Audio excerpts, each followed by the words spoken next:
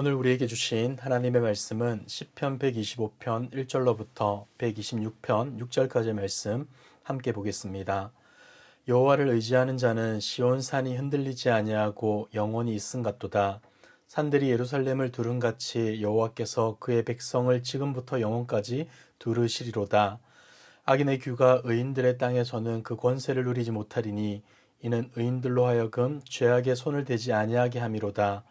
여호와여, 선한 자들과 마음이 정직한 자들에게 선대하소서. 자기의 굽은 길로 치우치는 자들을 여호와께서 죄를 범하는 자들과 함께 다니게 하시리로다. 이스라엘에게는 평강이 있을지어다. 여호와께서 시온의 포로를 돌려보내실 때에 우리는 꿈꾸는 것 같았도다. 그때 우리 입에는 웃음이 가득하고 우리 혀에는 찬양이 찼었도다. 그때 문나라 가운데에서 말하기를 여호와께서 그들을 위하여 큰 일을 행하셨다 하였도다. 여호와께서 우리를 위하여 큰 일을 행하셨으니 우리는 기쁘도다. 여호와여, 우리의 포로를 남방 시내들같이 돌려보내소서. 눈물을 흘리며 씨를 뿌리는 자는 기쁨으로 거두리로다. 울며 씨를 뿌리러 나가는 자는 반드시 기쁨으로 그 곡식단을 가지고 돌아오리로다. 아멘. 성전 올라가는 시편 중에서 6번째에 해당하는 125편은 하나님을 의지하는 자를 지키시는 하나님에 대한 순례자의 고백과 간구를 기록하고 있습니다. 본시는 세 부분으로 구분할 수 있는데 먼저 1절과 2절을 보시면 하나님을 신뢰하는 자를 지키시는 하나님에 대한 신앙 고백을 하고 있습니다. 1절을 보시면 여호와를 의지하는 자는 시온산이 흔들리지 아니하고 영원히 있음 같도다 라고 고백합니다.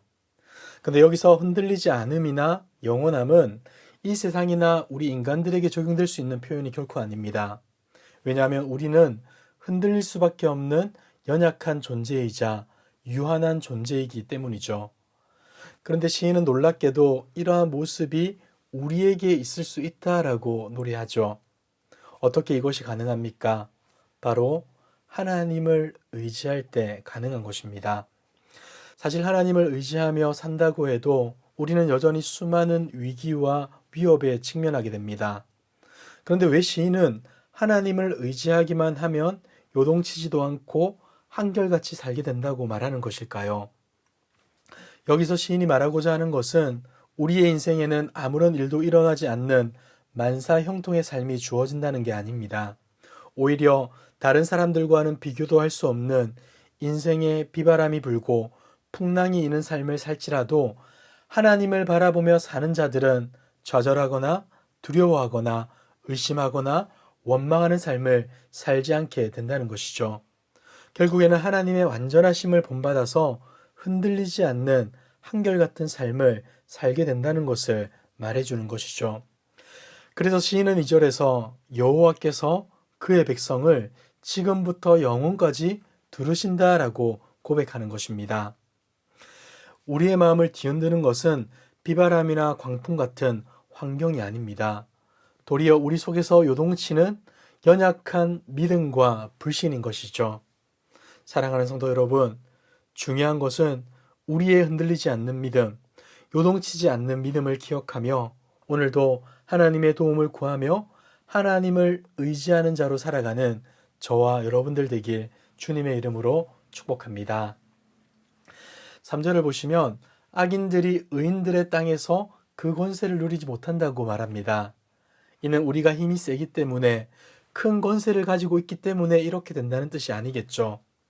오직 하나님께서 우리를 지키시고 보호하시기에 악인들이 제 아무리 공격해 온다 하더라도 우리는 결코 넘어지지 않는다는 것입니다. 사랑하는 성도 여러분, 로마서 8장 38, 39절에서 바울이 어떻게 고백했습니까? 내가 확신하노니 사망이나 생명이나 천사들이나 권세자들이나 현재일이나 장래일이나 능력이나 높음이나 깊음이나 다른 어떤 피조물이라도 우리를 우리 주 그리스도 예수 안에 있는 하나님의 사랑에서 끊을 수 없으리라. 아멘. 여러분, 악인들의 위협 앞에서 두려워 떠는 자가 아니라 하나님의 사랑을 힘입어서 날마다 담대히 살아갈 수 있는 저와 여러분들 되기에 주님의 이름으로 축복합니다. 이어지는 126편은 성전 올라가는 시편 중에 7번째에 해당하는 시로서 저자는 잘 알려져 있지 않습니다. 다만 많은 학자들은 포로 귀환 당시의 벅찬 감격과 기쁨을 회상하고 있다는 점과 이스라엘 공동체의 완전한 회복을 강구한다는 점에서 에스라나 느헤미야가 아닐까라고 추측할 뿐입니다. 본시는 상당히 짧은 시임에도 불구하고 여기에는 웃음과 기쁨이라는 표현이 여러 번 사용됩니다. 이러한 사실은 이 시의 전반적인 분위기가 어떠한지를 우리에게 잘 보여주는 것인데, 여러분, 그렇다면 이 찬양을 부르는 자들이 기뻐하는 이유가 무엇이겠습니까? 1절을 보시며 이렇게 고백합니다. 여호와께서 시온의 포로를 돌려보내실 때 우리는 꿈꾸는 것 같았도다. 시인은 기적 같은 일, 즉 바벨론의 포로였던 이스라엘이 예루살렘으로 돌아온 사건을 보며 이것이 꿈인지 생시인지 알 수 없었다라고 고백합니다. 그리고 더 중요한 것은 여호와 하나님께서 이러한 일을 하셨다는 것에 감격하고 있는 것이죠.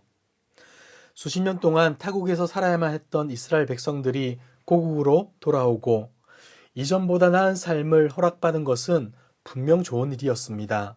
하지만 그럼에도 불구하고 그보다 더 큰 기쁨, 아니 그와는 비교할 수 없는 기쁨은 바로 하나님이 그들을 위해 일하고 계시다는 사실인 것이죠. 시인은 그렇기 때문에 3절에서 이렇게 감격하며 말합니다. 여호와께서 우리를 위하여 큰 일을 행하셨으니 우리는 기쁘도다. 아멘. 사랑하는 성도 여러분, 우리는 무엇으로 기뻐하고 있습니까? 살림이 좀 나아지고 다른 사람들보다 더 가진 것으로 기뻐하고 있진 않습니까? 그러나 여러분, 그것은 참된 기쁨이 될 수 없습니다. 왜냐하면 이러한 것들은 시간이 지나면 사라지게 될 기쁨이고 상황과 여건에 따라 달라질 수밖에 없는 기쁨이기 때문이죠. 우리의 유일한 기쁨, 그리고 그 기쁨의 이유가 여호와 하나님이심을 믿으시길 바랍니다.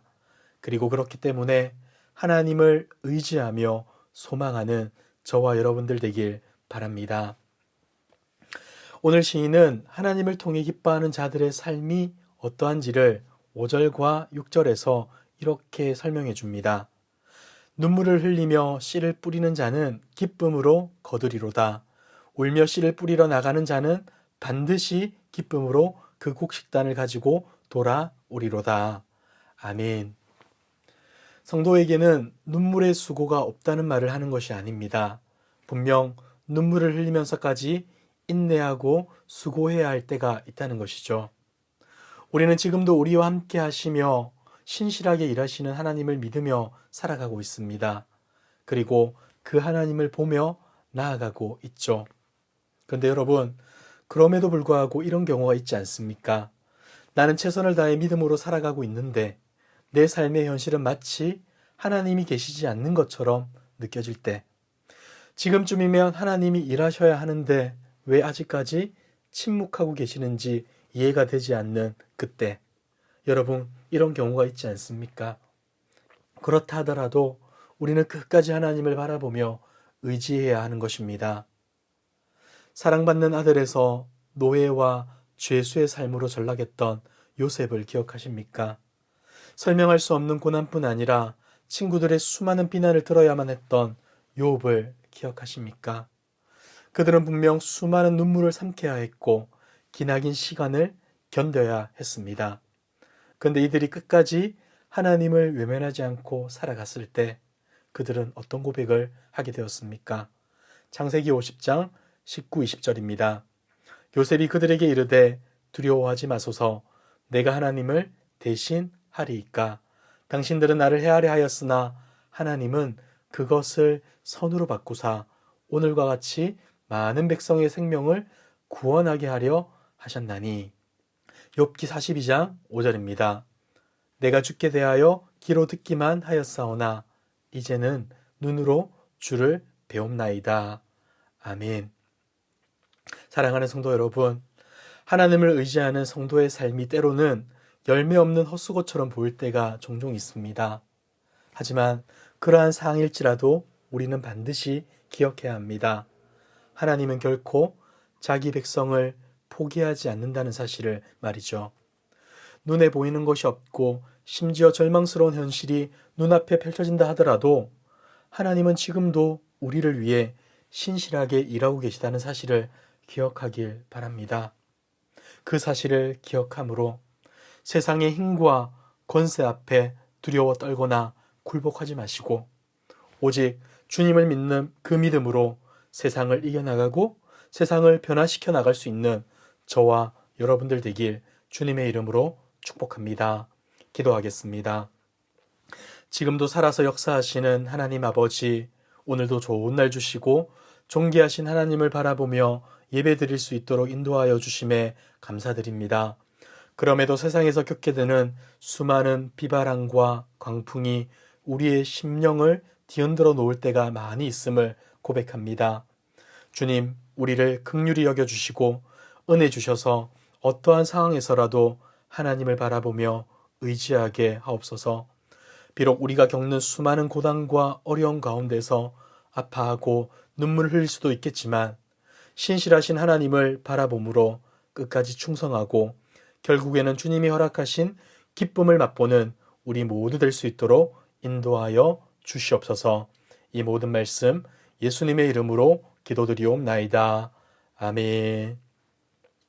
이 시간 주신 말씀을 기억하며 기도하시고 주간 기도 제목을 따라서 전도와 선교를 위해 기도하겠습니다.